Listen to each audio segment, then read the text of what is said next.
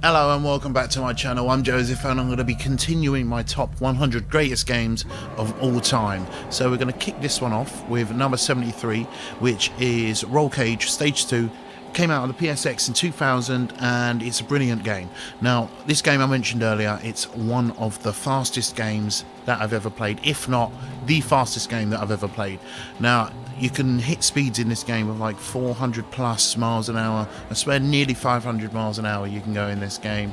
And you can drive up on all the walls, drive on the ceiling. It was like a sort of anti-gravity thing mixed in there. The only thing that sort of comes close to this game in similarity is maybe F-Zero or Wipeout. Yeah, Wipeout on the PlayStation.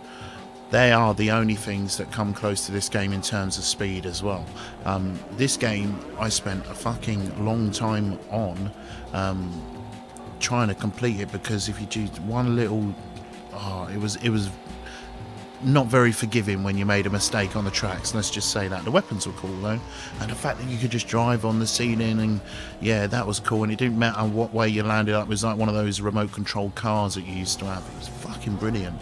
And the soundtrack was done by Moving Shadow, which for those of you who don't know, it's a drum and bass label.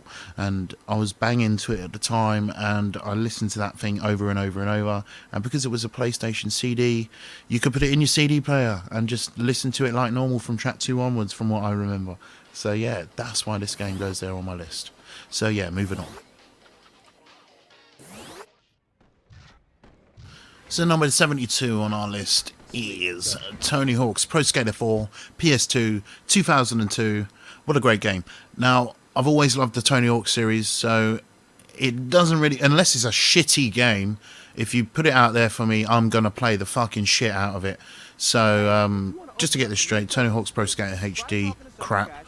Tony Hawk's Pro Skater 5, I don't even know. So, anyway, moving on from there, let's go back to Tony Hawk's 4. So, this was an awesome game. It was one of the shorter Tony Hawk's games. I think you could speed run this in under 10 minutes. So, yeah, it's a bit like that. But it introduced spine transfers, which was one of those elements again in the Tony Hawk's games that just enhanced the gameplay that much further and just made it that much greater.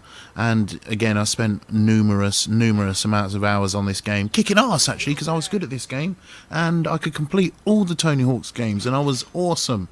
American Wasteland is where I kicked it, but I'll tell you a bit more about that later on. Spoiler. Moving on.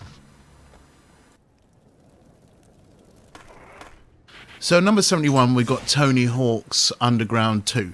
Came out on the PS2 in 2004, and it was a great game because it added focus time to the Tony Hawk series, and that to me was big, because you could actually watch the stuff that you're doing and not just it fly by in a quick flash. You had a couple of seconds to actually see what you were doing, which was cool.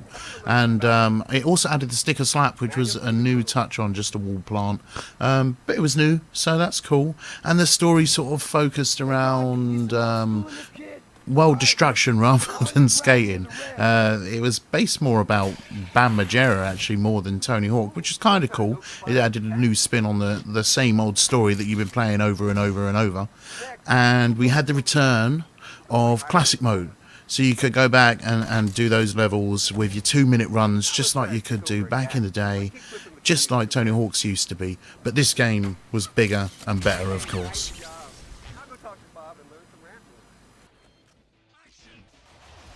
Now, number 70, we've got Time Crisis 2 on the PS2. It came out in 2001. PS2 is a great machine, by the way.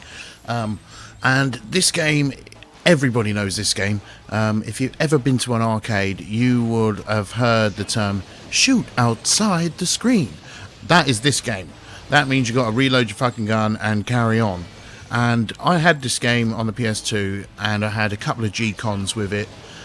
And it was just awesome to play with friends, you know, shooting the screen, shooting the bad guys, trying to not to shoot the innocent people. That game was pretty hard, but once you learned it, it was sort of easy, but it wasn't boring, so you didn't sort of complete it and not play it again. It just kept you going back and back and back, and I think even I still kept throwing my money into the arcade machine too.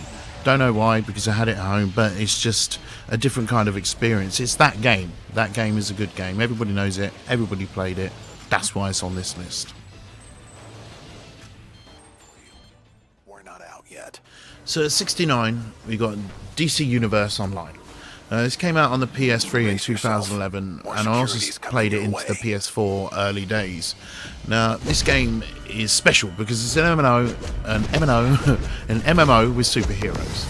Now, you can make your own hero. You've got various powers to choose from, especially if you go with the DLCs as well, like I had a couple of those. And you can make loads of characters, good and evil, which was a good thing. And you can play with your friends as well, team up and just go around and do the missions. I must have put hundreds, possibly 200 to 300 hours into this game. Me and my friend Wayne, we just smashed this game day in and day out, and it's the only game on this list actually with a monthly subscription fee that I paid for. I didn't play this game for years and years and years because of that. It's just not worth it nowadays, I guess, or I maybe was in a better position then, or I felt like paying it then. I don't know, but yeah, just keep that in mind. It's got a monthly subscription fee, but it is worth it if you want to have a little go, because you don't always you pay month by month. You're not tied into a contract or anything like that. So yeah, give it a go if you fancy MMOs and you love superheroes. So moving down the list onto number 68, we have Just Cause 3 on the PS4. Came out in 2015, one of the most recent games on this list actually. This game is fucking nuts. It took Just Cause 2 and fed it crack and let it loose. Basically, that's the way I can explain this game. The shit that they added with the grappling hook, the fact that you could tether people like in a crucifix position, put mines onto people, and added the wingsuit. These things just made the game sort of more epic. The wingsuit aided you in sort of getting around the map as well. The map was slightly bigger than it was in Just Cause 2, I believe, so it helped a little bit more, and it made the parachute more of a combat platform, I think, instead of a traversal platform. So that was cool. The reason it's not higher on this list actually is because it was very much the same game as Just Cause 2, and it felt like the same kind of story, forgettable. That's the only word I've got to explain and describe that story actually. I don't even remember it. I just remember going around blowing up the red things, and that's exactly what you did in Just Cause 2. So that's the reason this game's not that high on this list. But I loved it anyway. Next. 67. Lego Marvel Superheroes. Now, I played this. This was one of my first PS4 games actually, and it came out in 2013. And I love Lego and I love Marvel. So this game for me was amazing. I've always liked the Lego games since the introduction of the Star Wars Lego game. That was cool. That's another story altogether.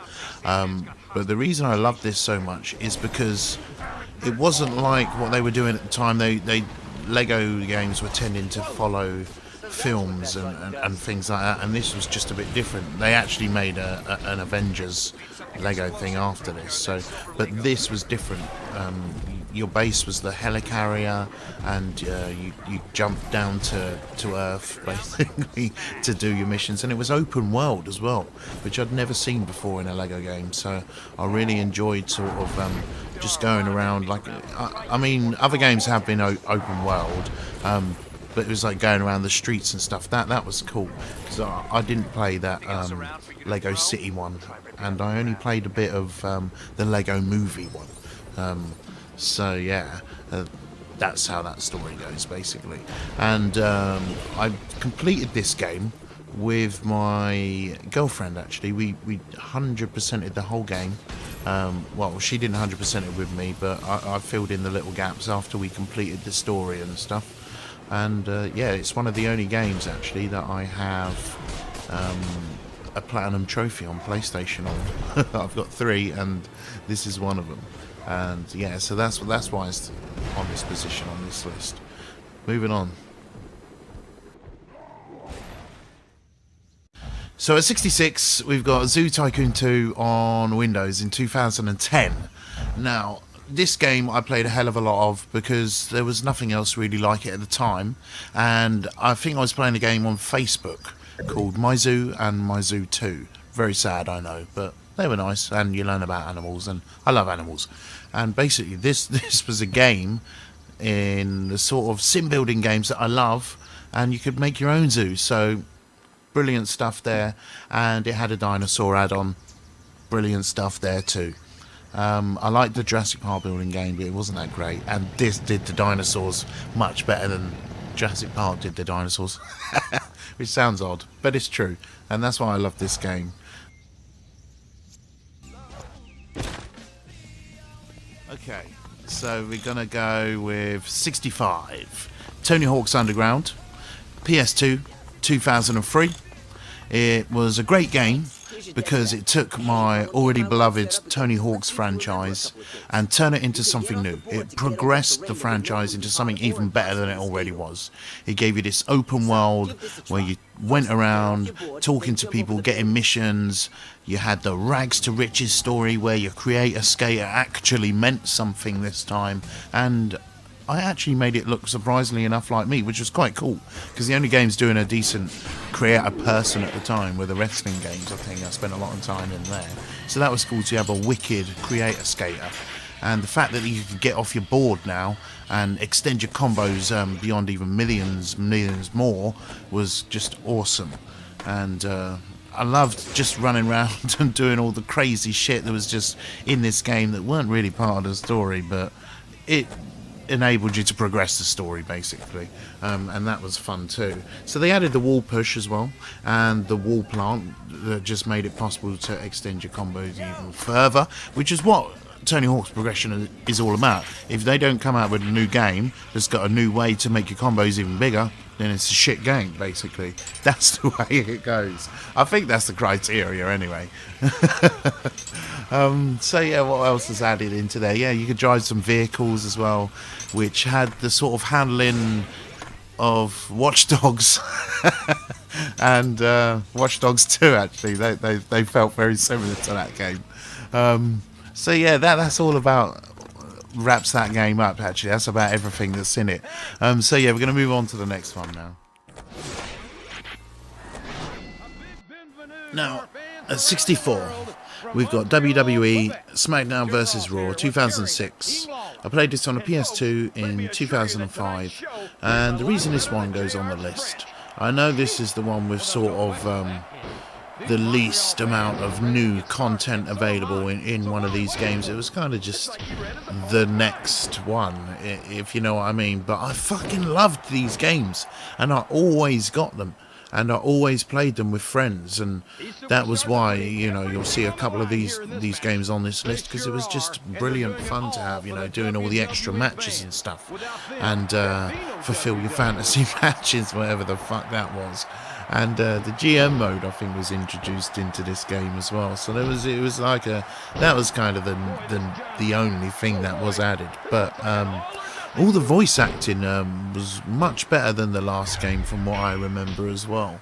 It had a lot of sort of wrestlers delivering all the same lines over and over and over. So the game was massive in the sense that it contained a lot of dialogue and stuff. So it's a big game with long loading times to go with it. But still, it was one of the great wrestling games, and that's why it's on this list. So thank you for watching this portion of our video. We'll be back next time. See you then.